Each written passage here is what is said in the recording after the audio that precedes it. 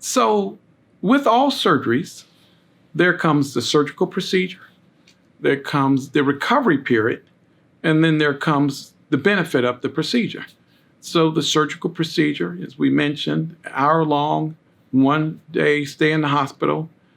The recovery, in my case, is a person stays on pain medicine for around 7 days, and we give them an antibiotic to take by mouth twice a day for 10 days. The antibiotic is because it's a foreign body in your body, and foreign bodies are at risk of infection, like an artificial knee or pacemaker. But these things have been used for years. The implants have been used since 1971. So in my situation, in my patients, we have a 1% infection rate. And the antibiotics and the extreme care taken intra-op and post-op is to keep my infection rate under 1 in 100. Sure, you have discomfort, but most people are driving within 3 to 4 days of their return home. You're not an invalid. You don't need someone to stay at your house and take care of you. But you do have some discomfort in your scrotum, for which we have medications for discomfort more than able to allow you to handle that.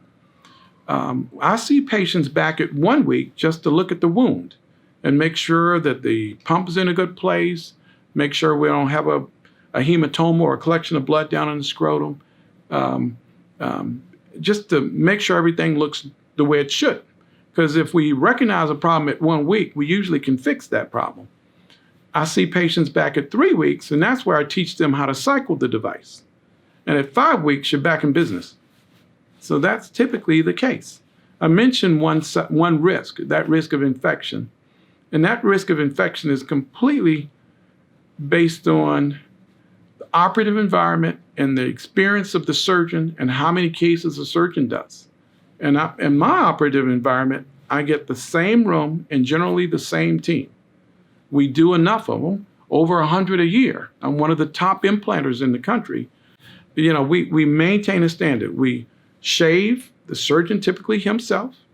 We prep with the prep agent that here at Washington University we proved was the best agent to lower infection rate.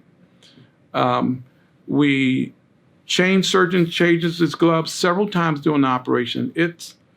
There's more than 8-10 steps that we have written up to maintain a low infection rate. And these standards are used by the top implanters around the country now.